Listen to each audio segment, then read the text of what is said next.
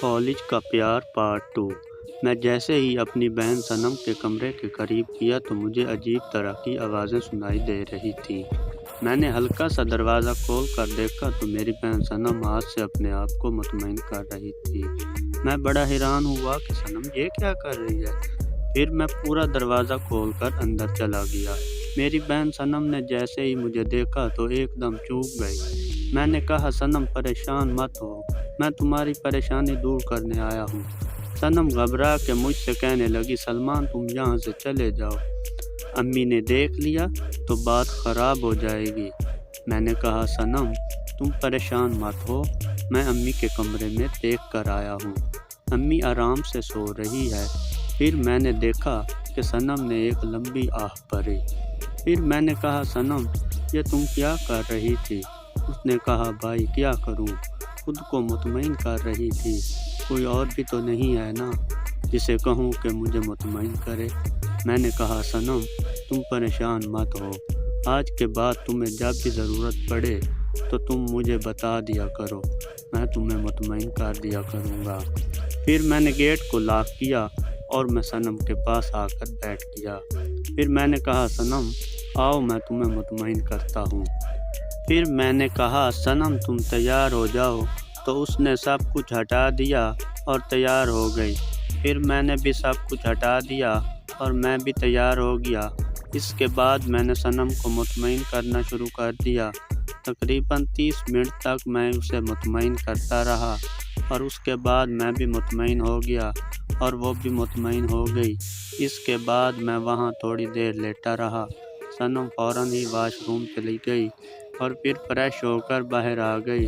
مجھ سے کہنے لگی، سلمان تم نے آج مجھے ٹھیک سے مطمئن کیا ہے، ایسا لگ رہا ہے جیسے میں نے جنت کو دیکھ لیا ہو اور جنت کی سیر کر کے آئی ہوں۔ میں نے کہا، صنم پریشان مت ہو، جب بھی تمہارا دل کرے تو تم مجھے بتا دیا کرو، میں تمہارے پاس آ جایا کروں گا۔ صنم نے کہا، سلمان اب جب بھی مجھے طلب ہوگی تو میں تمہیں بتا دیا کروں گی، لیکن خیال رکھنا امی کو اس بارے میں پتہ نہ چلے، ورنہ ہم کسی کو منہ دکھانے کے لائق نہیں رہیں گے۔ میں نے کہا، صنم تم پریشان مت ہو، تمہارے اور میرے درمیان جو کچھ بھی ہو رہا ہے یہ ہم دونوں کے درمیان راز رہے گا۔ اور پھر میں اپنے روم میں آ گیا اور پھر واش روم میں چلا گیا، فریش ہو کر سو گیا۔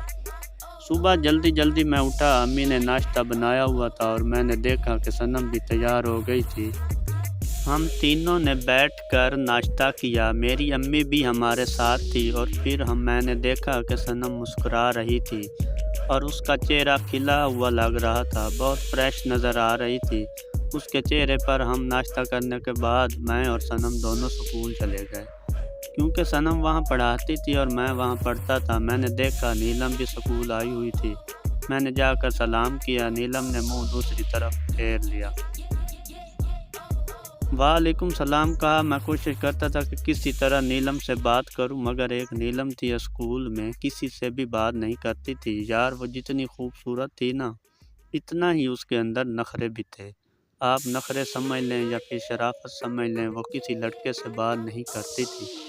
میں نے آپ لوگوں کو پہلے بھی بتایا کہ ایک لڑکا عمران ہے جو ہماری ہی کلاس میں پڑھتا تھا۔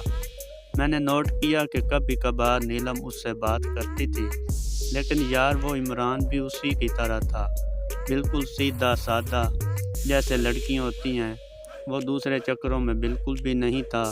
پھر میرے دماغ میں ایک آئیڈیا آیا، میں نے کہا کیوں نہ اس عمران سے دوستی کی جائے۔ پھر ہماری ٹیچریں بھی آ گئیں اور ہماری کلاس سٹارٹ ہو گئی۔ ہماری ٹیچر مس کندن بہت ہی خوبصورت تھی اور ابھی تک ان کی شادی نہیں ہوئی تھی، میری بہن صنم کی عمر کی تھی۔ میں نے نوٹ کیا کہ وہ اکثر مجھے غور سے دیکھا کرتی تھی۔ اب میرے دل میں بھی آیا کہ یار میں بھی ان سے دوستی کر لیتا ہوں، اور وہ امیر بھی لگتی تھی۔ میں نے نوٹ کیا کہ وہ کار پہ آتی تھی اور سکول میں کافی مہنگی چیز لے کر کھاتی تھی۔ جب سکول میں بریک ہوا، 30 منٹ کا بریک تھا، میں کینٹین پہ گیا تو ساری مسیں ایک ساتھ بیٹھ کر سموسے اور برگر کھا رہی تھی، تو میری نظر مس کندن پہ پڑی۔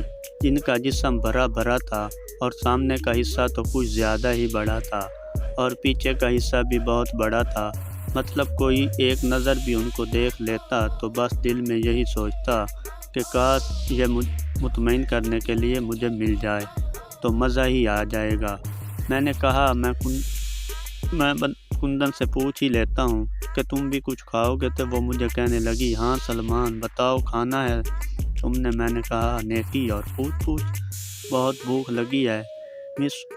انہوں نے کہا بتاؤ کیا کھاؤ گے، سموسے یا برگر؟ میں نے کہا مس مجھے برگر کھانا ہے اور ساتھ میں ایک کولڈ ڈرنک اسٹنگ بھی پینی ہے۔ انہوں نے کینٹین والے کو کہا کہ ایک انڈے والا برگر بنا دیں اور ایک ڈسپوزیبل کولڈ ڈرنک اسٹنگ بھی دے دیں۔ پھر کینٹین والے نے تھوڑی ہی دیر میں مجھے برگر بنا کے دیا اور ساتھ میں کولڈ ڈرنک بھی دی۔ یقین جانے دوستو میں نے وہ برگر کھایا اور کولڈ ڈرنک بھی پی۔ میں نے کہا مس بہت شکریہ آپ کا۔ میری بہن صنم بھی ان کے برابر میں بیٹھی تھی۔ مس کندن مجھ سے کہنے لگی سلمان کوئی بات نہیں، جب بھی کبھی تمہیں کچھ کھانا ہو پینا ہو تو مجھے بتا دیا کرو۔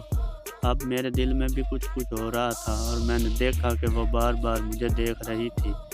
ان کے دل میں میرے لیے کچھ تھا تو صحیح، لیکن وہ میری مس تھی، ٹیچر تھی۔ مجھے ڈر بھی لگتا تھا کہ کسی کو پتہ چلے گا تو کیا سوچیں گے۔ پھر میں فوراً اپنی کلاس میں آیا تو میڈم کی بیٹی کرن میرے پاس آئی۔ کرن بھی تو میرے ساتھ ہی پڑھتی تھی، میری کلاس میں پڑھتی تھی۔ مجھے کہنے لگی سلمان آپ کہاں تھے؟ میں کب سے آپ کو ڈھونڈ رہی ہوں۔ میں گھر سے کچھ کھانا لے کر آئی تھی، میں نے سوچا ہم ساتھ ہی لنچ کریں گے۔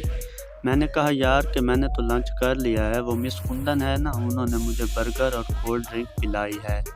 جیسے ہی میں نے مس کندن کا نام لیا میں نے دیکھا کہ کرن کا چہرہ اتر گیا ہے۔ وہ مجھ سے کہنے لگی سلمان یار آپ اس سے دور رہا کریں، مجھے اچھا نہیں لگتا جب ان کے پاس ہوتے ہیں۔ مس کندن کے چال چلن مجھے اچھے نہیں لگتے، آپ پلیز ان سے دور رہا کریں۔ میں نے کہا کہ یہ تم کیسی باتیں کر رہی ہو، وہ ہماری ٹیچر ہیں اور میں چاہ کر بھی ان سے دور نہیں رہ سکتا۔ ظاہر ہے وہ ہماری ٹیچر ہے، تم سے بات چیت تو رہتی ہے۔ کرن کہنے لگی بات چیت تو ٹھیک ہے لیکن یہ ایک ساتھ اٹھنا بیٹھنا کھانا پینا، یار آپ ان سے دور رہا کریں۔ میں نے کہا اچھا کہ کرن ٹھیک ہے، آئندہ کے لیے میں خیال رکھوں گا۔ لیکن میں دل میں سوچ رہا تھا یار کرن کے ساتھ تو میں نے سب کچھ کر لیا ہے، لیکن ابھی مس کندن کے ساتھ میں نے کچھ نہیں کیا تھا اور میں مس کندن کے ساتھ بھی بہت کچھ کرنا چاہتا تھا اور میرے دل میں کہیں نہ کہیں یہ چل رہا تھا کہ بہت جلد میں مس کندن کو بھی لٹاؤں گا۔ پھر ہم کلاس میں آ گئے، کلاس سٹارٹ ہو گئی اور پھر 1 بجے ہماری چھٹی ہو گئی۔ میں فوراً گھر پہنچا، میری بہن صنم بھی میرے ساتھ تھی۔ امی نے کہا کہ سلمان صنم جاؤ فریش ہو جاؤ اور یونیفارم چینج کرو، میں نے آج تم لوگوں کے لیے بریانی بنائی ہے۔ میں فوراً فریش ہو کر واپس آیا، میں نے دیکھا کہ صنم ابھی تک واپس نہیں آئی تھی۔ میں تیار ہو کے فوراً ٹیبل کے پاس جا کے بیٹھ گیا۔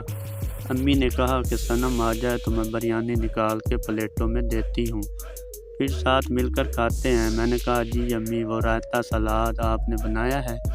تو امی نے کہا کہ ہاں میں نے بنا لیا ہے۔ فوراً امی نے رائتا سلاد اٹھایا اور لے کر ٹیبل پہ رکھ دیا۔ اور پھر میں نے دیکھا کہ صنم بھی تیار ہو کے آ گئی تھی، کپڑے چینج کیے تھے اس نے اور فریش بھی ہوئی تھی، اس کے بال بھی ابھی تک گیلے تھے اور ٹاول لپیٹ کے بالوں کو کھانے کی ٹیبل پہ آ گئی۔ میں نے آہستہ سے کہا کہ صنم بہت پیاری لگ رہی ہو۔ صنم نے کہا سلمان آہستہ، امی پاس ہیں۔ میں نے کہا کچھ نہیں ہوتا۔ پھر میں نے امی کو آواز دی امی صنم آ گئی ہے، آپ کھانا لگا دیں۔ پھر امی نے بریانی لگا دی اور پھر ہم تینوں نے بیٹھ کر کھانا کھایا۔ کھانا کھانے کے بعد میں اپنے روم میں آ گیا اور پھر سو گیا۔ تقریباً شام 4:30 بجے میری آنکھ کھلی، میرے سر میں ہلکا سا درد ہو رہا تھا۔ میں نے دیکھا صنم اپنے کسی جوڑے کی سلائی کر رہی تھی۔ میں آپ لوگوں کو بتانا بھول گیا کہ میری بہن صنم کو کپڑے سلائی کرنا بھی آتے تھے۔ میں نے کہا صنم یار یہ سلائی کو چھوڑ دو، میرے سر میں بہت شدید قسم کا درد ہو رہا ہے، پلیز مجھے 1 کپ چائے بنا دو۔ اس نے کہا اچھا بھائی آپ بیٹھے۔ میں آپ کے لیے بناتی ہوں چائے۔ پھر تھوڑی دیر بعد میں نے دیکھا کہ 3 کپ چائے بنا کر لا رہی تھی۔ صنم 1 کپ اس نے امی کو دیا، 1 کپ مجھے دیا اور 1 کپ اس نے اپنے پاس رکھا اور میرے پاس بیٹھ کر چائے پینے لگی۔ امی اپنے روم میں تھی، صنم میرے روم میں آ گئی تھی اور مجھے ایسا سے کہنے لگی، سلمان آج رات کو تم میرے کمرے میں ضرور آنا اور مجھے مطمئن کرنا، آج ذرا الگ الگ طریقوں سے کریں گے۔ میں نے کہا ٹھیک ہے صنم، تم فکر مت کرو، تمہیں ایسے طریقوں سے مطمئن کروں گا کہ تم زندگی بھر یاد رکھو گی۔ پھر ہم نے چائے پی، اس کے بعد میں باہر اپنے دوستوں کے پاس چلا گیا۔ میں رات کو 9 بجے گھر واپس آیا، امی والوں کے ساتھ بیٹھ کر کھانا کھایا۔ اس کے بعد میں اپنے روم میں آ کر لیٹ گیا اور موبائل میں فلم دیکھنے لگا۔ جیسے ہی رات کے 12 بجے تو میں اٹھا، امی کے روم کے پاس گیا۔ میں نے دروازہ کھول کے دیکھا تو امی سو رہی تھی۔ پھر میں فوراً ہی صنم کے روم میں چلا گیا۔ صنم تو آج پہلے سے ہی تیار بیٹھی تھی، اس نے میک اپ بھی کیا ہوا تھا اور قیامت لگ رہی تھی۔ میں جا کے صنم کے ساتھ بیڈ پر بیٹھ گیا۔ صنم نے کہا، سلمان میں کیسی لگ رہی ہوں؟ میں نے کہا اچھی۔ اس نے کہا بس اچھی؟ میں نے کہا میرا مطلب ہے بہت اچھی۔ اس نے کہا آج مجھے پوری رات آپ کا ساتھ چاہیے۔ میں نے کہا صنم تم فکر مت کرو، آج میں صبح تک تمہارے ساتھ ہی ہوں اور آج میں تمہیں ایسے طریقوں سے کروں گا کہ تم پوری زندگی یاد کرو گے۔ اس نے کہا سلمان میں نے نوٹ کیا ہے اسکول میں تم نیلم کو بہت دیکھتے ہو، کیا بات ہے تم اسے پسند کرتے ہو کیا؟ میں نے کہا صرف پسند نہیں، اس کے لیے تو جان بھی دے سکتا ہوں۔ صنم میں اس سے محبت کرتا ہوں۔